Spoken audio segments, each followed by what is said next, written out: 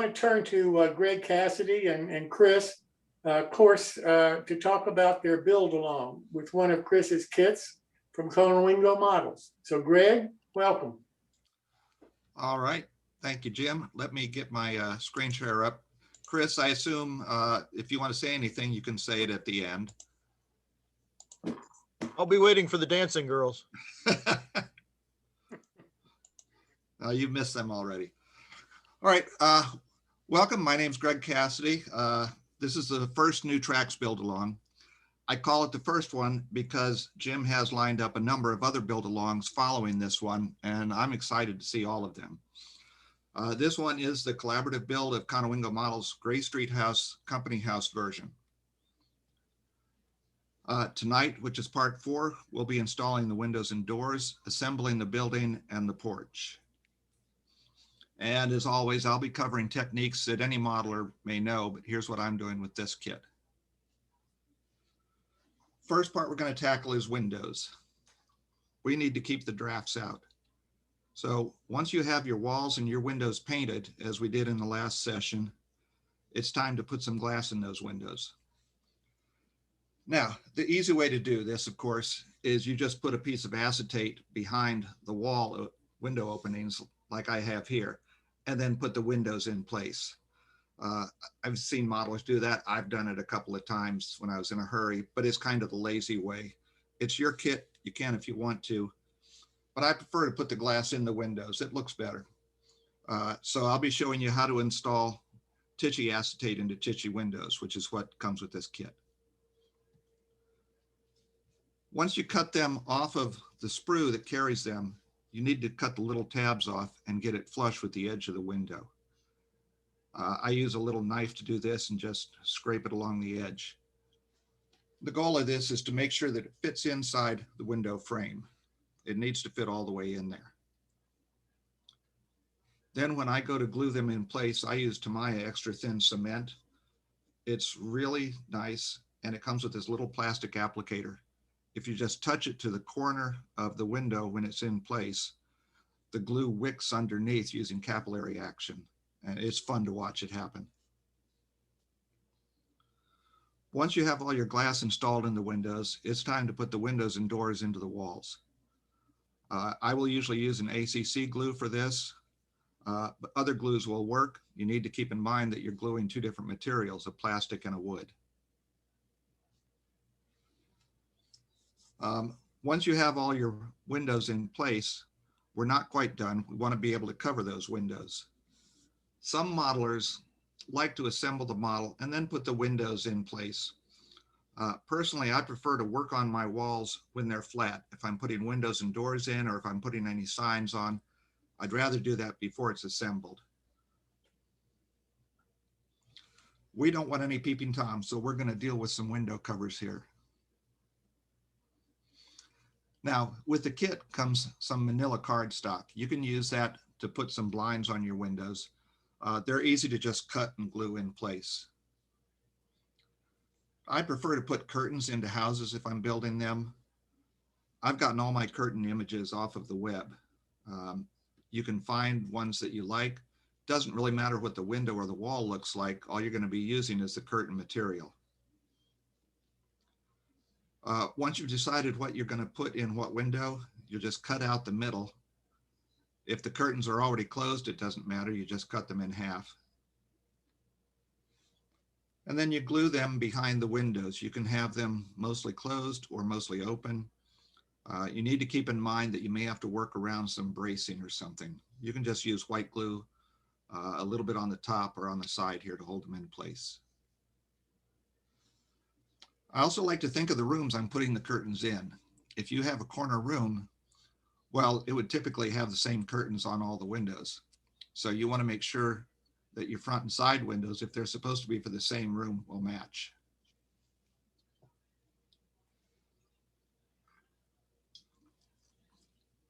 Excuse me. Next, we'll move on to assembling. I'm going to show you a couple ways of attaching the 1/16 inch corner trim. The first method is where you apply the corner trim before you actually assemble the building. In this case, I'm using blocks to hold the corner trim in place after they've been glued while they dry.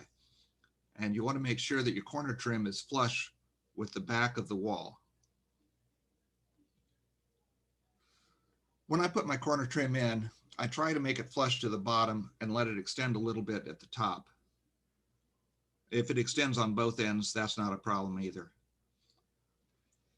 You're going to be trimming where it extends beyond the wall. In this case, I matched the roof line. And also for this particular kit, the trim on the second story back window, you need to trim the bottom as well to fit in the notch. Now, the second way to attach trim is to put your walls together first, build your structure, and then put the trim in afterwards. If you're using this method, you need to make sure that your walls are matching up just right so that the trim will fit in that slot. Now we'll be assembling the walls. I always like this part because that's when the structure is really coming together. I usually glue together 2 sub-assemblies, depending on how complex the kit is, but in this case, we're just talking about 4 walls. So I'll use blocks to hold them in place and hold them at a 90-degree angle. In this case, I'm using method 1. You can see that the corner trim is already in place on the edges of some of the walls. Then once those 2 sub-assemblies are done, I'll glue the sides together and I'll clamp them or use blocks to hold them in place. You'll want to watch for any glue that squeezes out around the joints and remove that. This is gluing another set of walls together. I use another 90-degree angle here to make sure they're right before I put the blocks in place to hold them. In this case, you can see it's method 2, where we don't have the corner trim attached to the walls yet. Once I have those 2 halves ready to go together, I'll glue them together, again, making sure I have room for my corner trim. Then once the walls are glued together, I'll glue the corner trim in place. And like before, I'll let it extend a little bit beyond the roof line. Then I'll go ahead and cut the trim flush with the roof line. One thing I like to do as well is bevel the edges of my walls if they're going to meet a roof at an angle. That way the roof will sit flush. You can do this with either a sanding stick. I'll often do it with the wall on my Ultimation sander once I have the walls put together. Greg, let me Yes. interrupt. Let me ask you a question. Uh-huh. What determines whether you put the trim boards in before or after? I'd like to say it's how you've planned on putting the kit together, but once or twice I've started gluing the walls together before I put the trim in place because I was so excited and wanted to move ahead with it. Both ways work. I think modelers might find a way they like better. I will usually put the trim in place first when I remember to, because that way when I'm gluing the second wall in place, I have a little more area that I can apply the glue to hold everything together. But it's not a big enough difference that it really matters. It's just the way I usually go, but I've done it both ways. Thank you. Uh-huh. And now this is another thing that I will tend to do. It's not part of the kit, but I'll usually put a ridge pole in on the roof of kits that I put together. It's just an extra structural feature that I like to put in. It gives you a place to glue more of the roof to. It makes the kit a little bit stronger. You'll also see in the one photo where I have it sitting on the bracing. When we were talking about the bracing in module 2, I showed where I was going to leave space for a ridge pole, and that's what it's for there. Next, we'll move on to assembling the porch. You're going to measure and cut your porch boards. You want to have them overhang a little bit.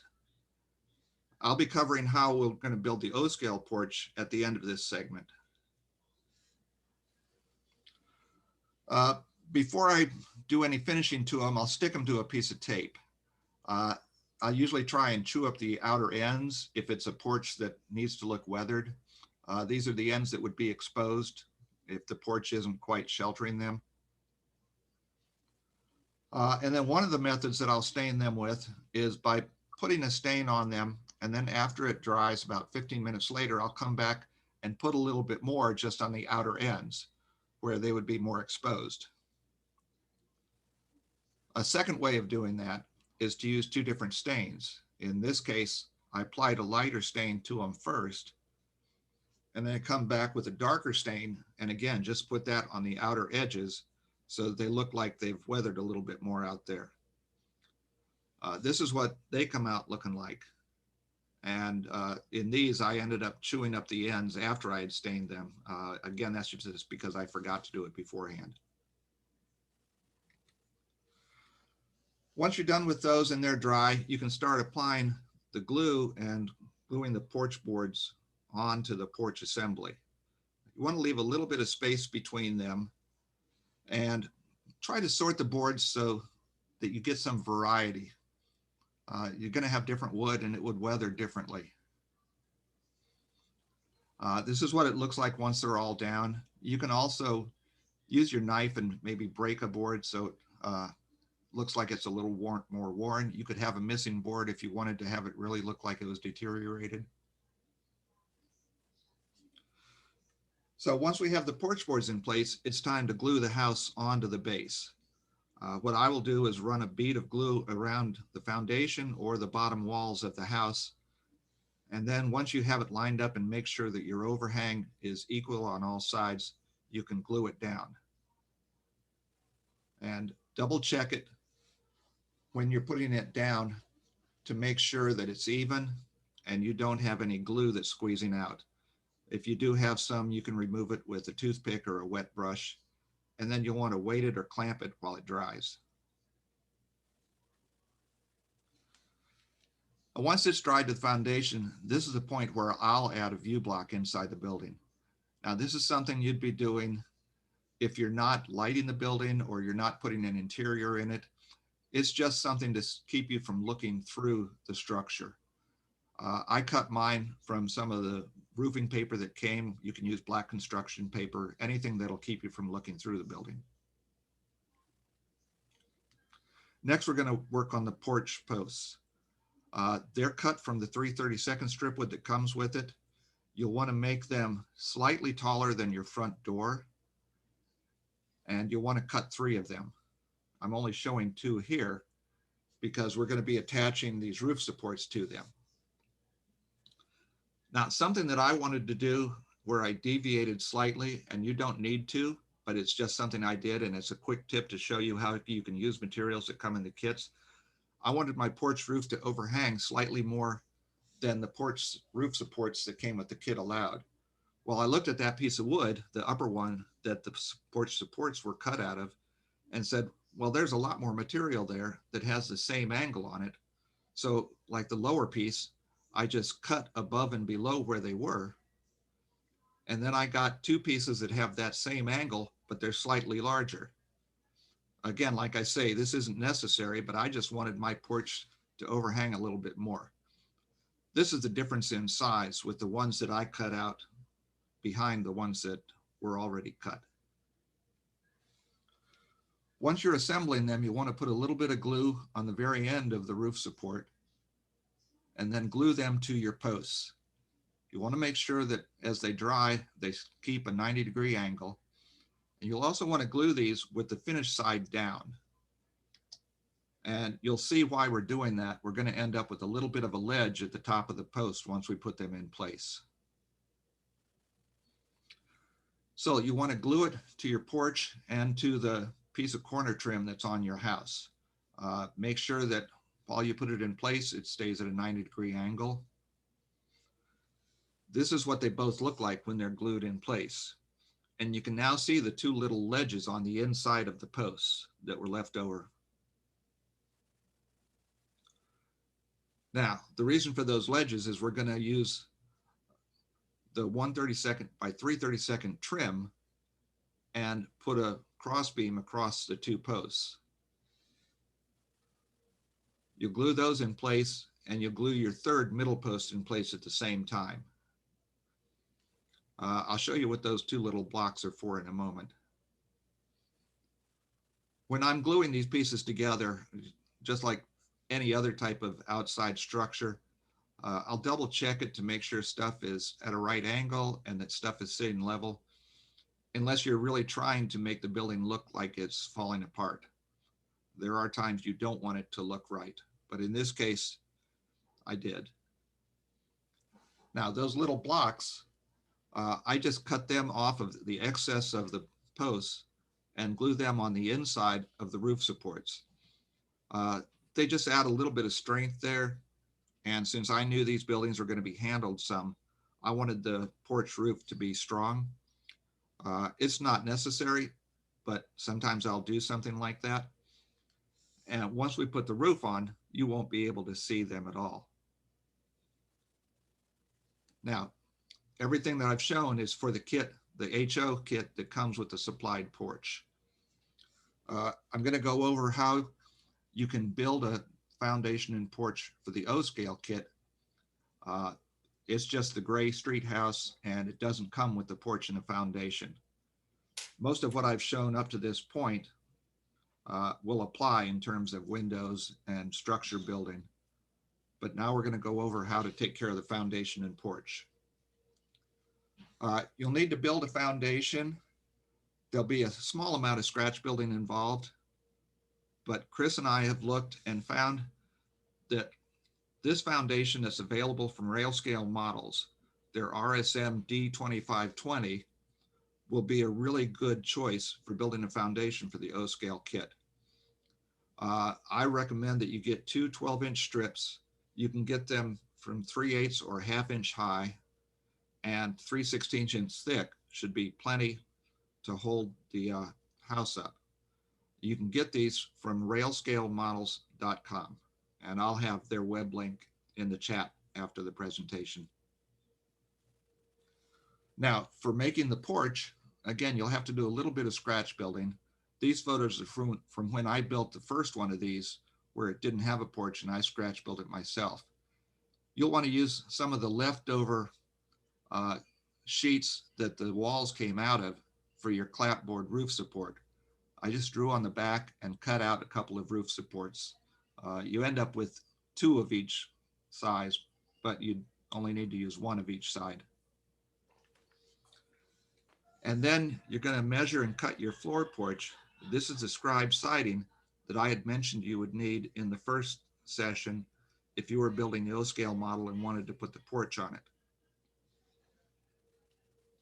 So once you cut your scribe siding, you want to make sure that it and your roof supports are the same measurement so that they'll be able to sit on the post. I glued my roof supports onto the walls, and then I put a cross beam all the way across them just for extra strength. You want to make sure that they're both at the same height on the wall. And after that, you'll be gluing your porch floor onto the foundation. You may need to support it while it dries. It'll be right underneath the front wall. This is what it'll look like when you've got the porch floor and the roof supports glued in place. I didn't have a foundation on this one yet. I added one later, but this is how you could scratch build the porch and the roof supports to fit.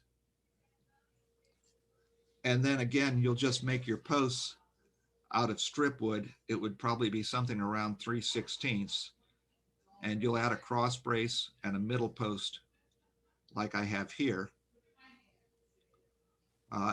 This shows you when I was scratch building mine, I actually set the cross brace back a little bit and had it angled at the same angle as the roof supports.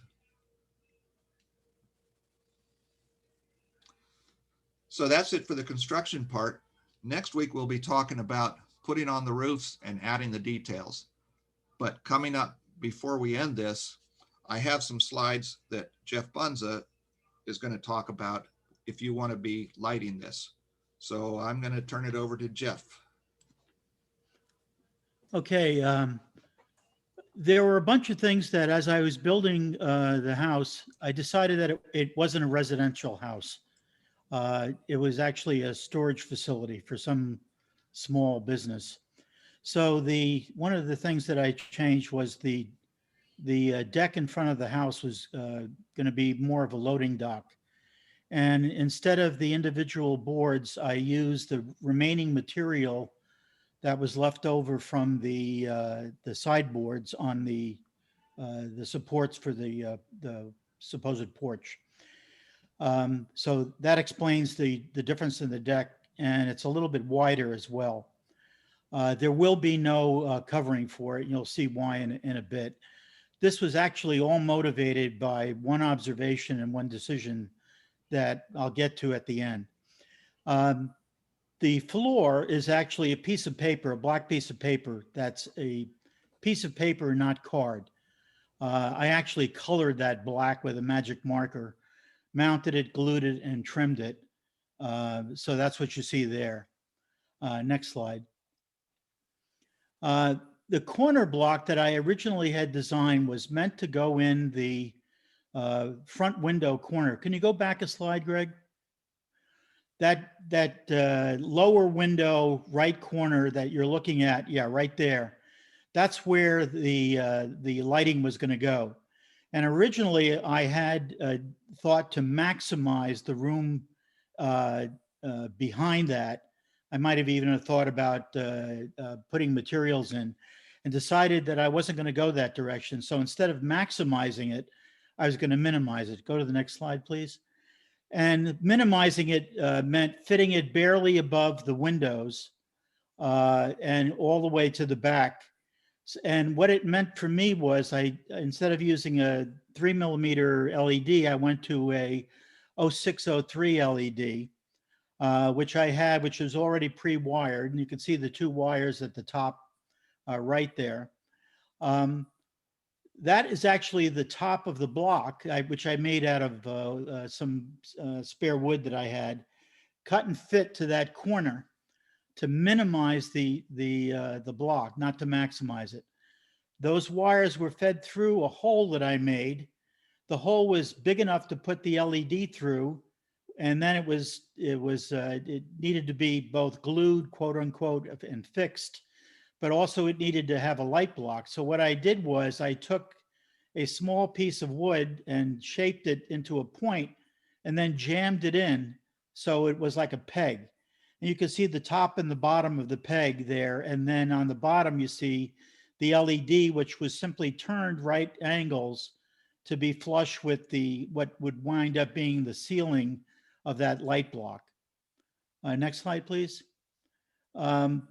The original LED was one of these very bright bluish tint, which you can see mounted and lit on the far left.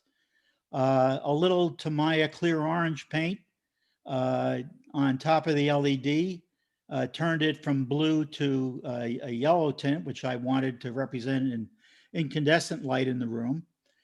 And then the windows, after they had panes put in them, I shot with dull coat.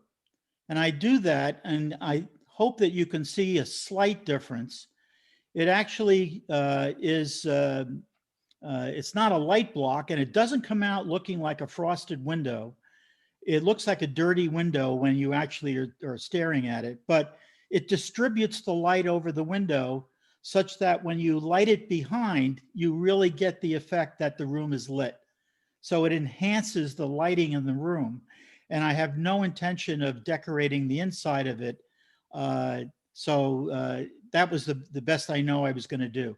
So that's the effect that I was shooting for. That's the effect I got. And I hope you can see it in that view. Next slide. So why the change?